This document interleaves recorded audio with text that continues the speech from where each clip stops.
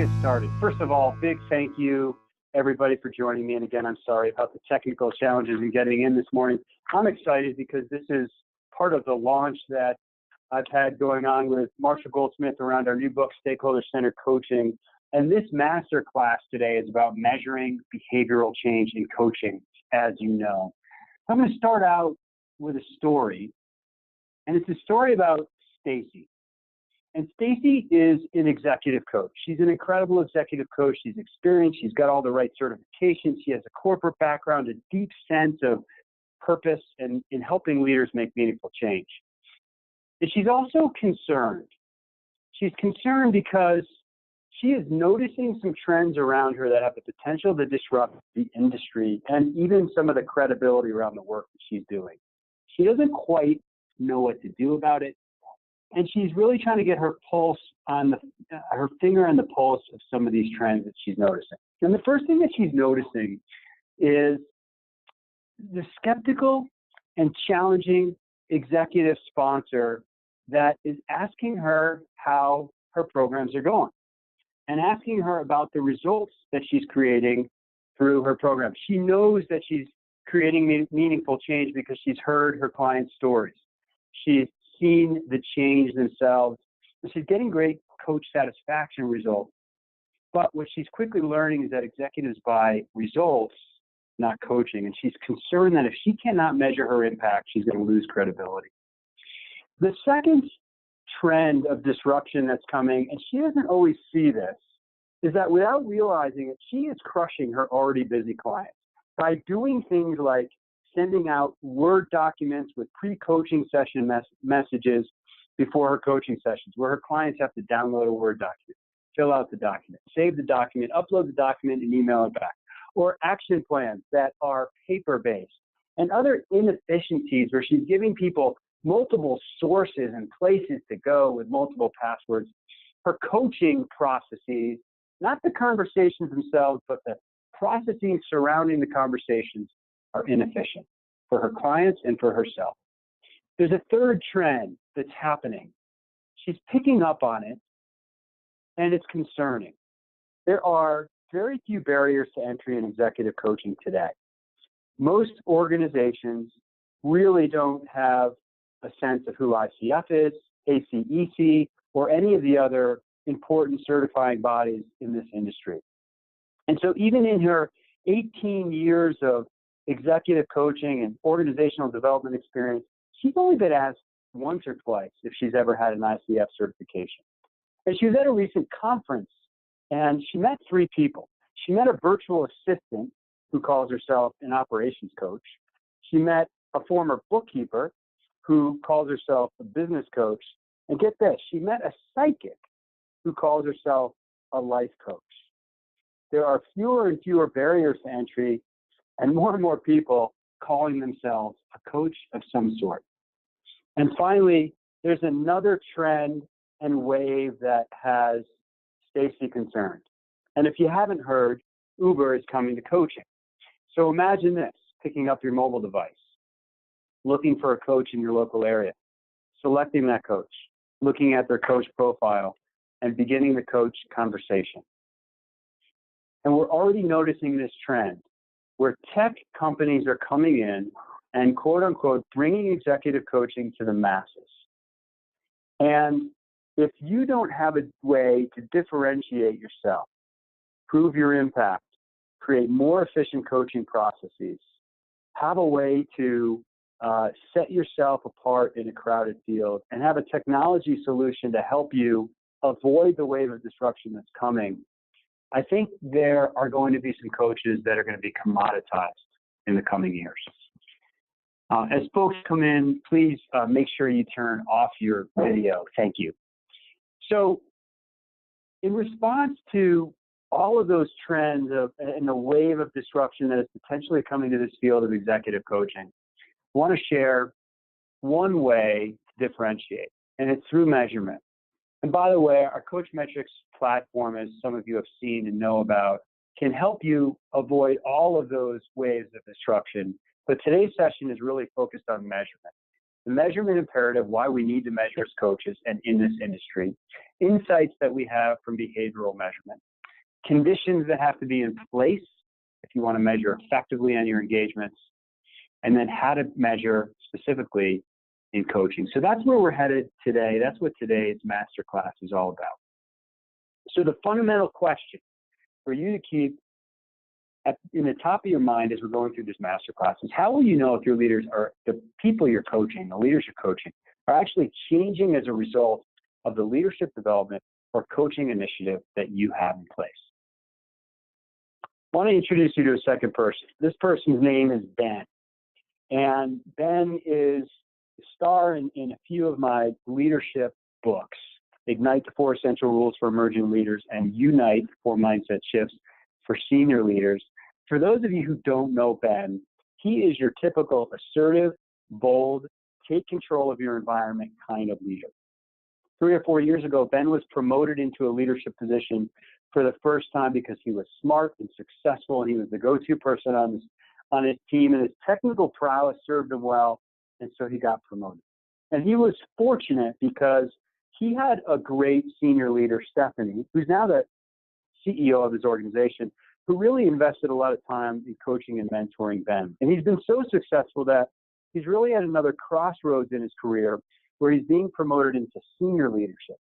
And this time, as he's promoted into senior leadership where things get more complicated and chaotic and maybe even crazy, he's up against another being, and that is Peter.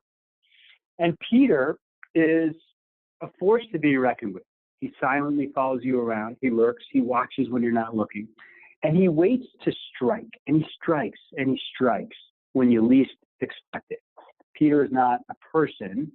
Peter's a principle. And you know what Peter's principle is, right?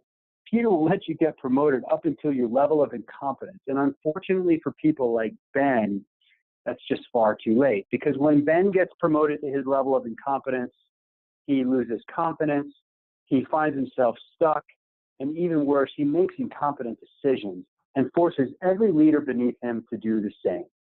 It doesn't have to be that way.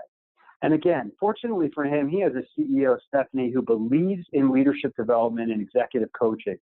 And his coach now is Stacy. And so what we're going to do today is we're going to follow Ben through his leadership development program, his coaching program, and try to understand how we can measure and actually measure Ben's behavioral change and the conditions that are needed for Ben to be successful in measuring behavior change.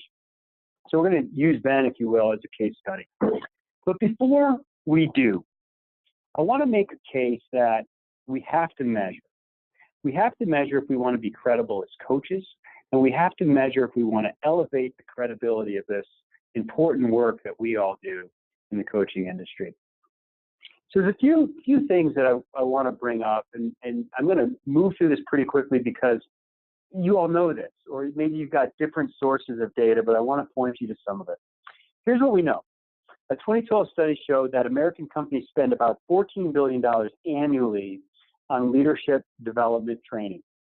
We also know that CEOs believe that leadership development is an important human capital priority. And in fact, a study by McKinsey showed that upward of 500 executives ranked their top 3 human capital priorities. Leadership development was right up there as number 1 or number 2. What we also know is that there's very little real measurement around whether behavior change is occurring as a result of that $14 billion annual investment that companies are making in leadership development. So hold on to that for a second. Human capital development, leadership development is important. We know it's a priority among executives and CEOs, but very little measurement actually occurs at the individual level. We do know that at a macro level, there is measurement, and there is a correlation between better leadership and better business results. I'll point to a few sources of research. Some of you may know Bob Anderson and his work with Leadership Circle and a book that he wrote along with William Davis on mastering leadership. And what they found, they put this business index together that was comprised of a series of performance criteria: revenue, market share, sales, profitability, quality of new products and services, new product development. an overall business performance index, if you will. And they correlated that index with their Leadership Circle 360 assessment data. And what they found, what this graph shows, is that there was a strong correlation between leadership effectiveness and business results, real, actual business results. And it got very interesting when they started to look at the top 10 companies, in other words, the top 10% of the highest performing companies, and the bottom 10%, so the lowest performing companies. And what they found is that the leaders who were in the top 10%, the highest performing companies, were scoring at the 80th percentile in the Leadership Circle profile. In other words, they were scoring higher than 80% of the other leaders, the hundreds of thousands of leaders who are in their norm base. And when they looked at those lowest performing businesses, the bottom 10%, they found that the average score on their Leadership Circle profile was around the 30th percentile. In other words, 70% of the people in the norm base were scoring higher than they were. So the correlation, we know at a macro level, is very strong between strong leadership and better business results. And there's also a lot of consistency with other research out there from Zenger Folkman and the book they wrote, The Extraordinary Leader, and their database of 250,000 surveys. And we also know from the work that Jim Collins put together in his, of course, best-selling Good to Great book, where he studied 1,435 companies. He didn't want this to be a leadership book, but he couldn't ignore the data. Leadership effectiveness was a primary contributor to business performance. So you've got this macro level data that says there's this correlation. And at the same time, most programs, most coaching engagements don't actually measure behavior change.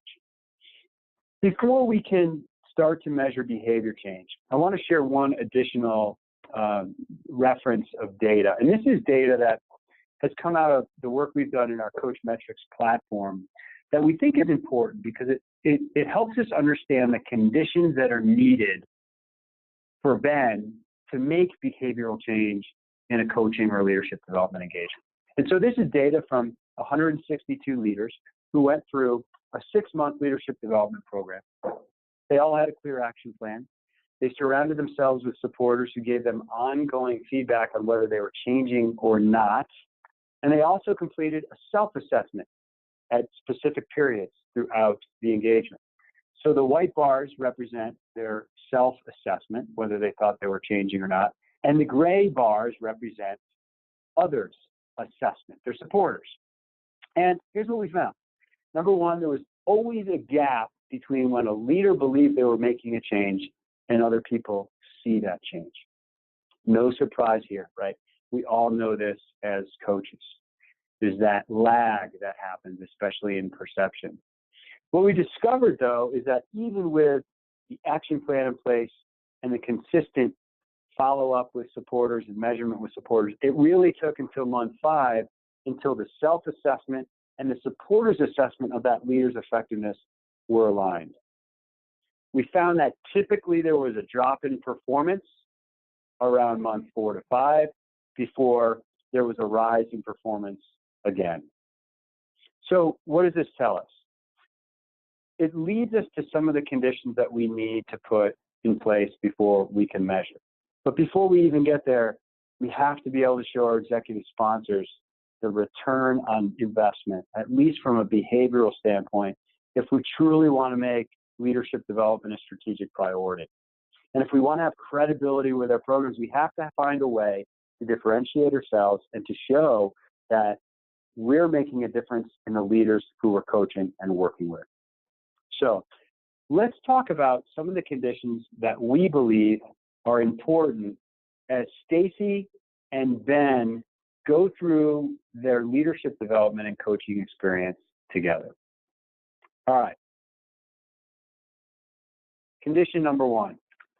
If any of you love the outdoors as much as I do, you may have been to the Tetons in Wyoming. This is a picture of me on a route called the Upper Exum at around 14,000 feet on the Grand Teton. And I love climbing. And when you're climbing on multi-pitch, backcountry, mountainous terrain, you have to have a plan. You have to have a plan before climbing that long technical route, and then climb to that plan. And we find the same in leadership development. While this sounds very basic, and I'm sure is probably a big part of all of your methodologies, having a clear action plan is critical.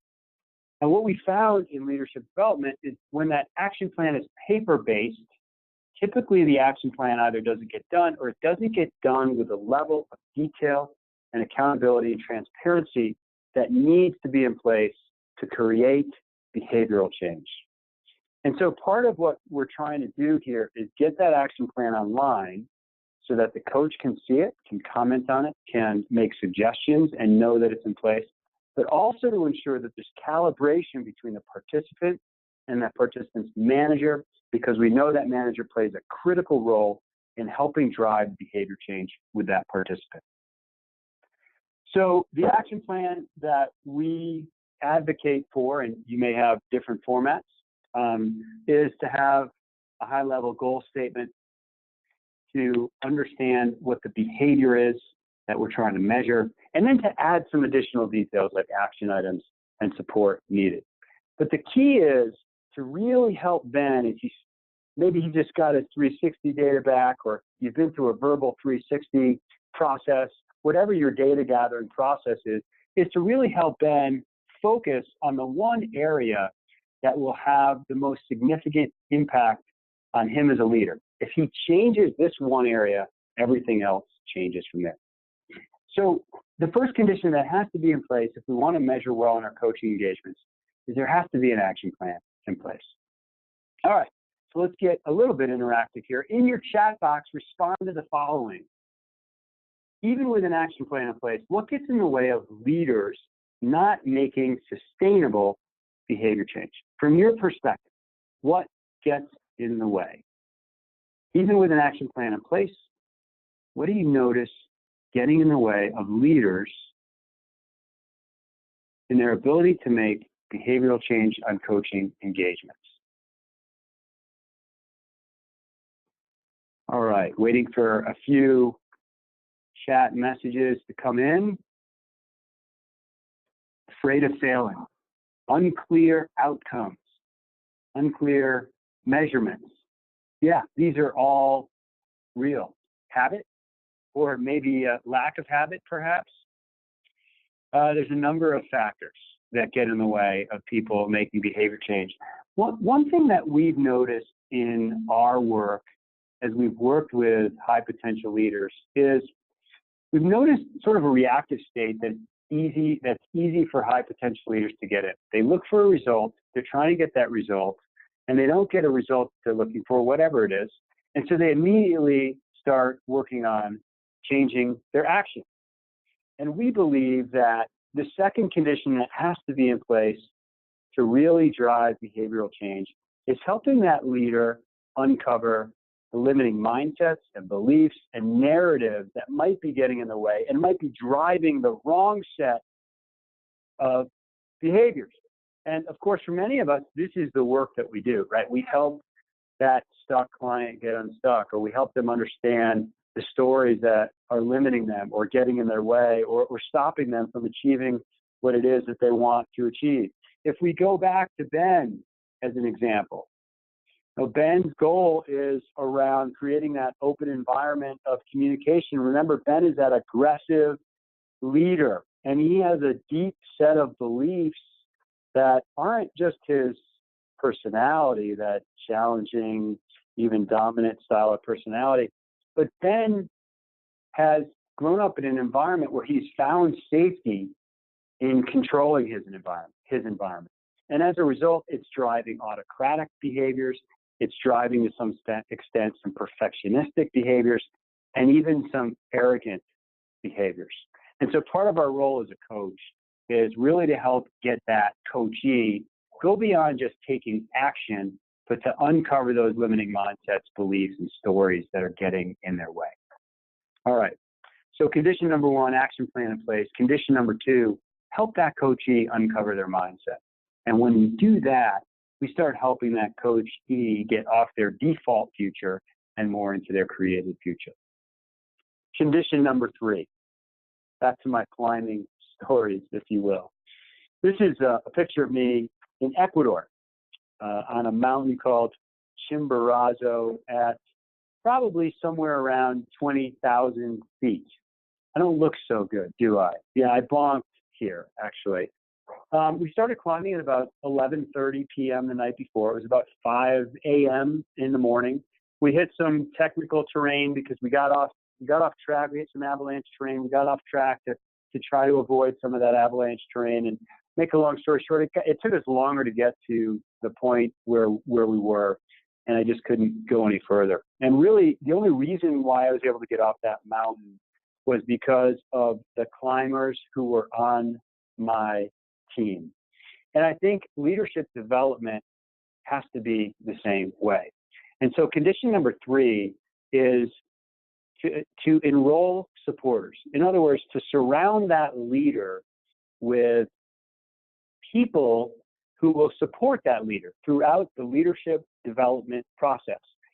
And the role of those supporters is really to observe Ben as he's working on this goal of creating an open environment of communication, and to help Ben understand if he's making change or not.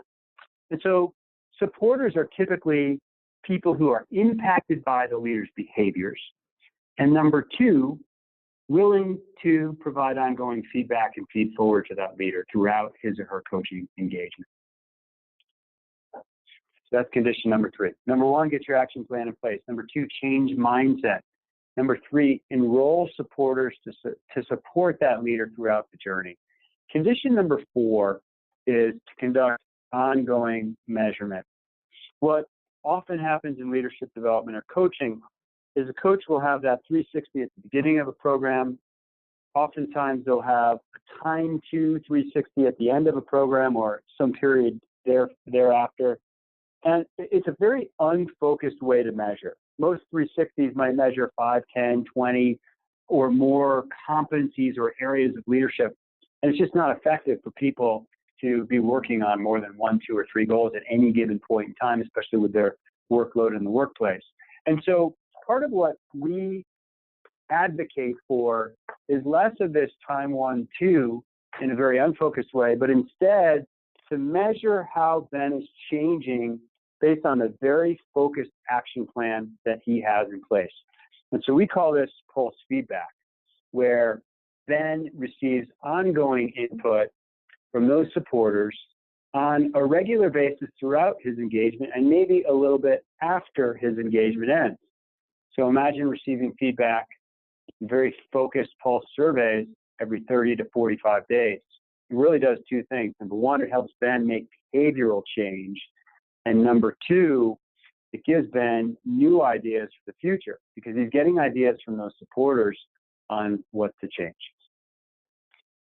So condition number 1, action plan. Condition number 2, mindset. Condition number 3, enroll those supporters. Condition number 4 is think about measurement in terms of pulse measurement, micro measurement that happens over time instead of just 1 or 2 times on an engagement. Condition number 5 is follow-up. And so what we mean by follow-up is having Ben go back to his supporters and have verbal conversations with his supporters. And simply to say something like this: "Hi, Susan. As you know, I've been working on creating an open environment of communication. How have I done in the last 30 days? Thank you. What are your ideas for the future? Thank you." Or Ben could go up to Susan and say, "On a scale of 5, as you know, I've been working on creating an environment of open communication. How have I done on a scale of 1 to 5? A 3. Okay, great. Thank you. How can I get to a 4 or 5 over the next 30 days? The idea of follow-up does 2 things. Number 1, it supports Ben in his behavioral change, but maybe more importantly, it helps Ben create perception change. See, the challenge is leaders can start their coaching engagement, leadership development engagement, and start to make behavioral change immediately. But as we saw in the data earlier, there's always a lag between when a leader makes that change and when other people see that change. And when Ben doesn't do that ongoing follow-up, it's very rare that other people will ever notice that change. Marshall Goldsmith talks about this in his Harvard Business Review article, Leadership is a Contact Sport.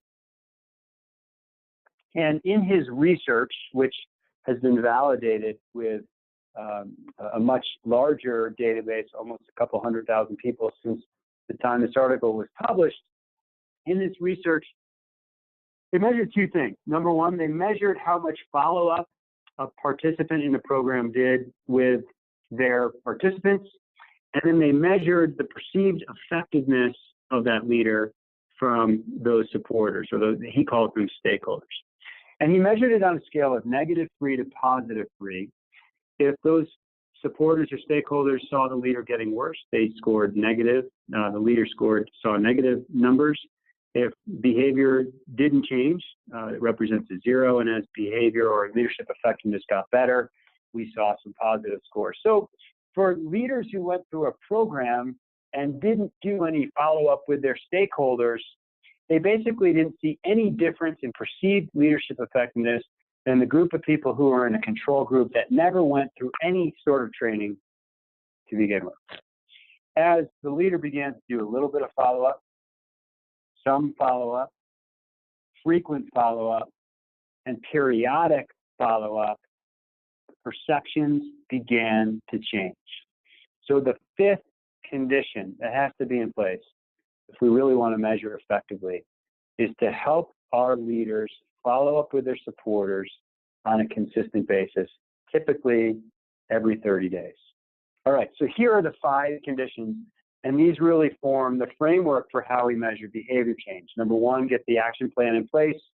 Number 2, as a coach, help that leader uncover limiting mindsets. Accountability coaching alone will not necessarily change behavior. Number 3, enroll supporters, people who are going to support that leader and provide. Step 4, ongoing measurement. And then condition number 5, follow up between the participant or that leader and his or her supporters.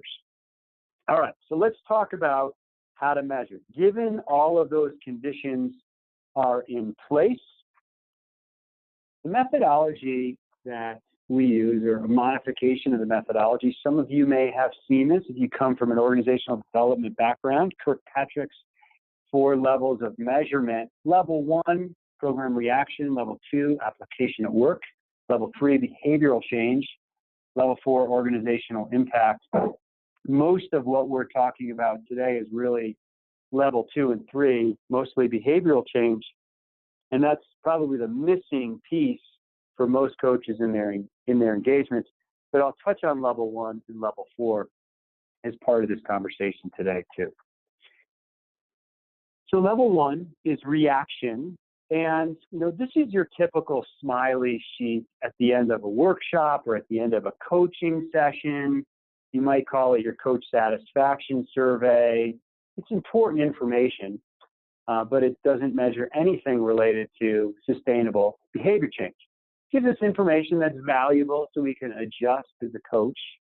But in the words of a colleague of mine, sometimes people want cotton candy and they really need broccoli. So we have to take reaction data with a grain of salt. This is an example of a survey that we use in our leadership development workshops. It's modified from PDI Ninth House survey, where we're assessing the content of the program. We're assessing the facilitator, him or herself. We're also assessing whether the manager has been supportive and whether those conversations have been helpful. And in this particular program, there's a mentor who's part of the program. And so we're asking for satisfaction or evaluations of the mentor. Again, it's level 1 data. It's important data, but what it does not measure is anything related to actual change. Level 2 data is then self-assessment on whether he is changing or not in the workplace. Again, this is important, but we don't get to stop working on the things that we have to change until other people tell us we're done. So level 2 is important data, but we know that there can be that perception gap between how we see ourselves and how other people see us. So I'm going to jump to level 3 because the process of measuring level 2 data and level 3 data is exactly the same in the framework that I'm showing you today. So level 3, measuring behavior change, is then actually creating a more open environment of communication based on other people's perceptions, involves these 4 steps. And these are really the conditions that we've already talked about. Number 1, Ben is going to enroll some supporters. Again, these are people who will support him through the process. They're usually a subset of people who were involved in maybe his online 360 process. And they're people who are impacted by his behavior, specifically by the behaviors that he's outlining in his action plan. So number 1, he's going to enroll those supporters, and then he's going to build his action plan. Again, we are advocates for online action plans so that, 1, there's transparency between Ben, his coach, and his manager. And then 2, inside of that action plan, Ben is defining the behavior that other people will assess him on ultimately. He's also going to share that action plan with his manager and make sure that he's got calibration before any of the post-feedback process starts, because we don't want Ben to get to the end of his coaching engagement and his manager say, great, he changed, but he focused on all the wrong things. So Ben's going to build that action plan. It's going to be online so that we've got transparency and accountability. And then we begin the measurement process. Now, this is really where our Coach Metrics tool can add just an enormous amount of efficiency in your coaching process, but Coach Metrics isn't the only tool that does this. You can do this with your favorite survey tool or other methods. You can even do this in a paper-based way if you wanted to, although we don't advocate for that. So part of what you want to do is determine your scale. On some engagements, coaches will set their scale based on the same scale that's in a 360 tool, 1 to 5, 1 to 7, 1 to 100. If you look at Marshall Goldsmith's methodology with Stakeholder Centered Coaching, he tends to use a -3 to a +3 scale, where 0 represents no change. So it's a 7-point scale. And so, again, we advocate for an ongoing measurement process that occurs, give or take, every 45 days. So it gives the leader a chance to make some change. Let's get a pulse measurement. We're gathering ideas from our supporters. And then there's another measurement 45 days later or so. It depends on your methodology. We typically advocate for around 45 days.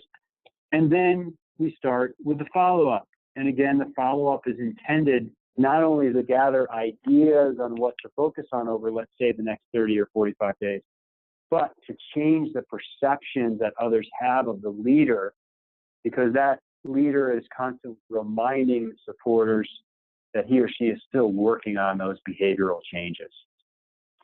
So enroll your supporters, build that action plan, ongoing measurement, and then in person or over the phone follow up on a very consistent basis, at least every 30 days.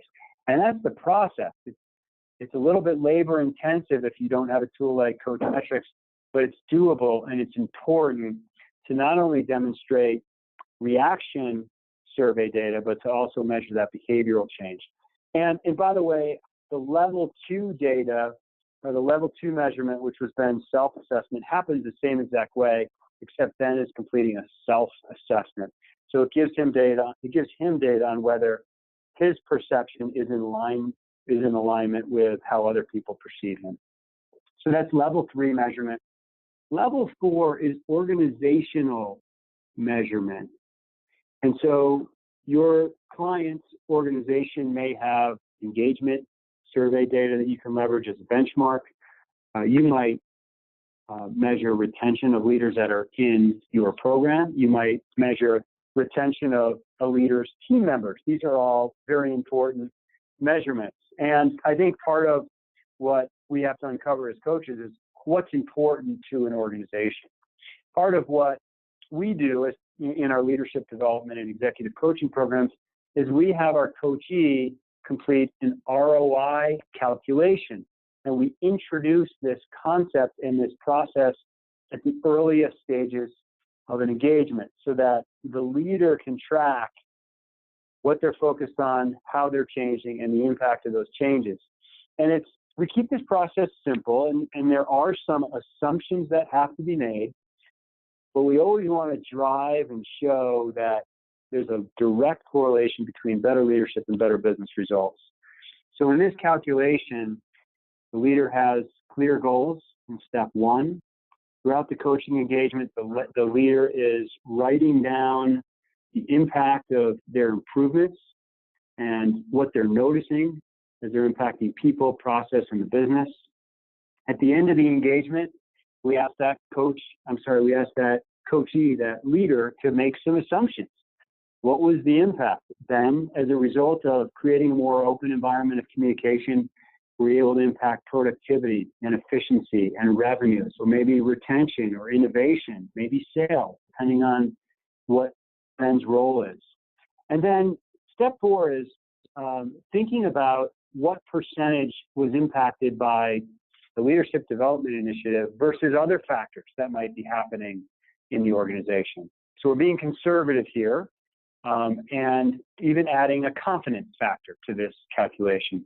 And then step five is going through the math of all four of those steps. So we've got a number that's conservative that balances out our measurement with our behavioral data and our level one data of reactions. So that's our methodology: level one reaction, level two self-assessment, level three behavioral change, and level four some level of enterprise or organizational measurement. Make one quick note on executive commitment. If we want Stacy to be successful in her engagements, she really has to be credible with her with her executive sponsors. So we advocate for regular pulse check-ins with your sponsors.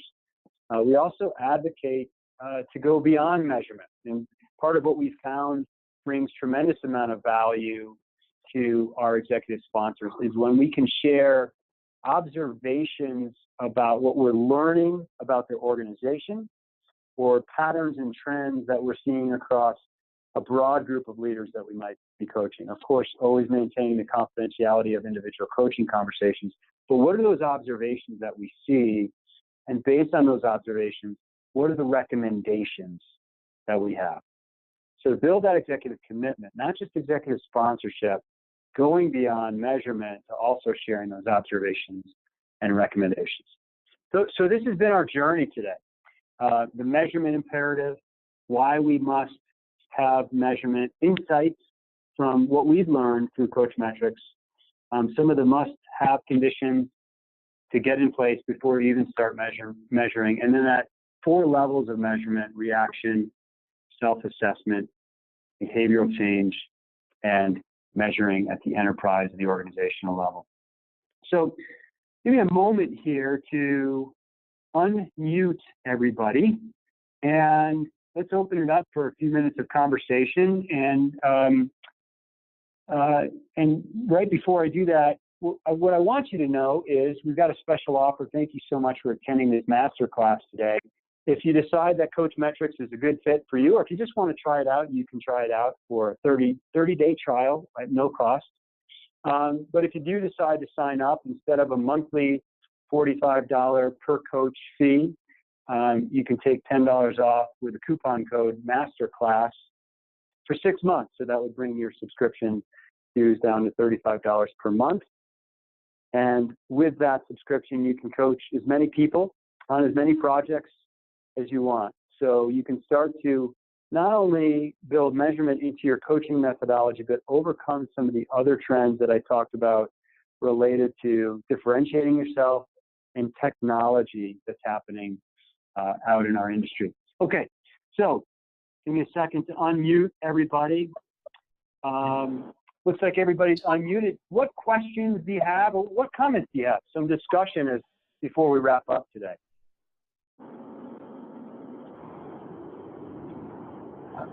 My one question would be, how much visibility do you give clients into the systems we're going to license from you? Do you share that as part of that process when you're showing clients why they should choose you? And by you, are you referring to me, Sal Silvester, or, you know?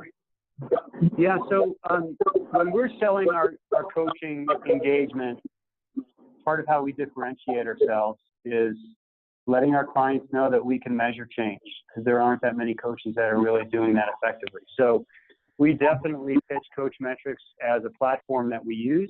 We assumptively use it in our coaching engagements because we believe that not only the measurement aspect of it, but just the efficiencies that it creates for our clients is a differentiator as well. So yeah, we do that, and it's specifically branded different than our coaching and consulting company, which is 512 Solutions. And all of the right security and barriers are in place between different organizations that are using the tool, like any software as a service, so that there is privacy. We can't see your data, and you can't see our data. Did that answer your question? Yes, thank you. Okay, you're welcome. Hey, Sal, this is Michelle. Hi, Michelle. What have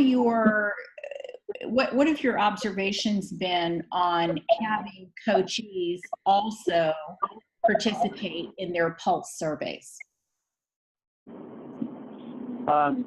Yeah, so the system logistically automatically sends out the pulse feedback to both the supporters and to the coachee. So it happens automatically. My observation is that, as a coach, you really want to encourage those coachees to make sure they're filling out their assessment too, because it provides some really nice historical data over time. Let's say you're finishing up a 6-month coaching engagement. That coachee can go back and look at their own comments on how they've changed, and they can look at their own assessment on how they've changed compared to other people. So from our end, very strongly encouraged. It's important data, and it helps that coachee see how closely aligned their self-perspective is with others. Gotcha. Thank you. Yeah, you're welcome. Thanks, Michelle. Any other questions?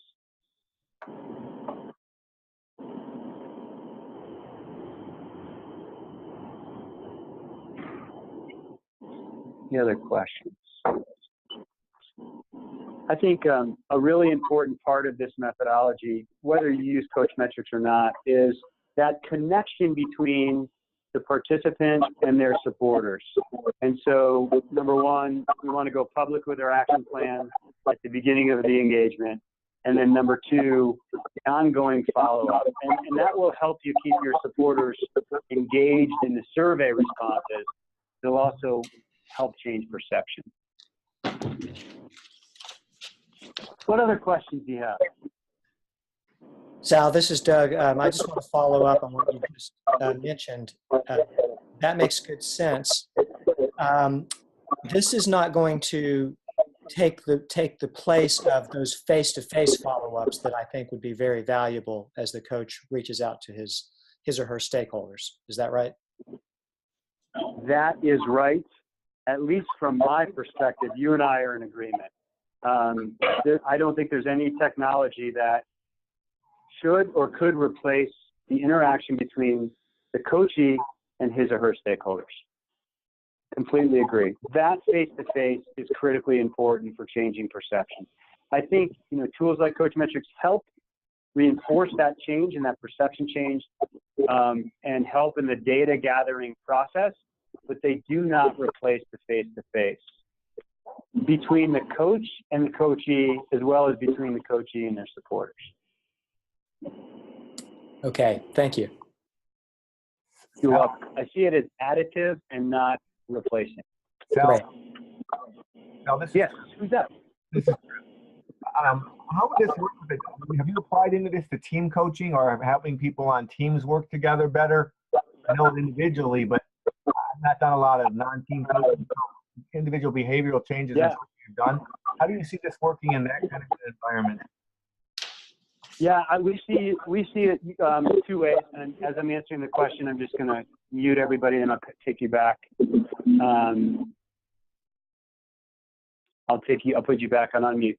Two ways in which we can use this in team coaching. Let's say I'm working with a leadership team of, let's call it 8 leaders who report into a CEO. we can measure at the individual level. So every member of that team may have their own behaviors that they're working on. And so we would use coach metrics very traditionally, like what we just said. Everybody on that team has an action plan. They're working on that action plan individually. We might be coaching them along with the work that we're doing with the collective team. A second way to use it is, let's say that leadership team is trying to drive a certain kind of cultural change. Maybe they want to create a culture of coachability. Imagine if every leader on that executive team had the same exact goal.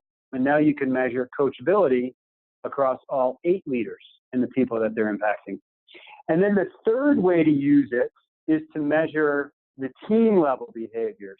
Now, it's a bit of a workaround, and we do see a future of coach metrics where we make a few adjustments to accommodate this, but we've used it in this way, where instead of individuals having a goal, the team itself has a goal. And we're measuring whether the team is abiding, let's say, by their team norms, or whether they have clarity of their priorities. So in that case, the workaround is we set the leader up on coach metrics, and then we set the team members up as supporters, but really we're measuring team behaviors. So we do see a team application in a couple of different ways. Let me unmute everybody. Did that answer your question? Oh, sorry, I did not unmute everybody. Did that answer your question? Yes, thank you. Okay, great. We should be measuring at a team level. And then if you're using other tools, there's a really nice blend of measurement in there. So, for example, we use the 5 dysfunctions of a team model, where you can get a baseline measurement and then a post measurement. So you really kind of have that level 4 data. And then we've got the behavioral measurement through coach metrics. And you just got a really nice blend of measurement. And listen, what we know gets measured gets done, right? We've heard that from a lot of people. If you saw one of the pre-videos of me interviewing Marshall Goldsmith, he talks about that as well. It's just simple measurement. When people know they're being measured in a very simple way, like what I've advocated for on this call, people are more likely to make change. All right, it's just a few minutes before 2 o'clock Mountain Time. Any final questions before we wrap up? This is Trip again. Hey, Trip. How are you? I'm moving from doing strategy coaching to behavioral change. Is there a product or something you recommend that you have that would help somebody like myself take that leap while continuing to do the strategy coaching I've been doing for 20 plus years, but now having the ability to add behavioral coaching for high potentials in my clients? Is something you have available that you might recommend either through this or through your own group of coaches? And are you talking in terms of technology? No, I'm thinking actually both, where it combines. Part of it is most of my work has been in the strategy realm, not in the coaching behavioral realm. But because of Gotcha. Yeah. So I would recommend, I had the great privilege of just writing a book with Marshall Goldsmith called Stakeholder Centered Coaching. It's his coaching methodology. In fact, there's a couple people on this call, including myself, that have been through his certification process.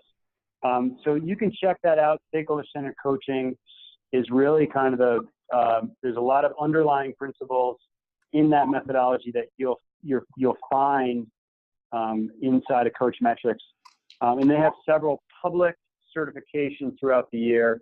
I think it's a 2 or 3 day certification course, and it'll give you a really nice foundation for transitioning, or just not even transitioning, just adding that behavioral coaching element into your toolbox. So Stakeholder Centered Coaching, you can look it up. If you can't find it, shoot me an email, and I'm happy to pass along their website. Thank you. You're welcome. All right. Well, folks, first of all, thank you very much for joining me today. Again, check out Coach Metrics. I hope it's a platform that is easy to use and helps you add value and differentiate your coaching process. Please reach out to me directly if you've got any questions. And thank you so much for engaging in this masterclass and this conversation today. today. Have a great weekend, and we'll talk to you soon.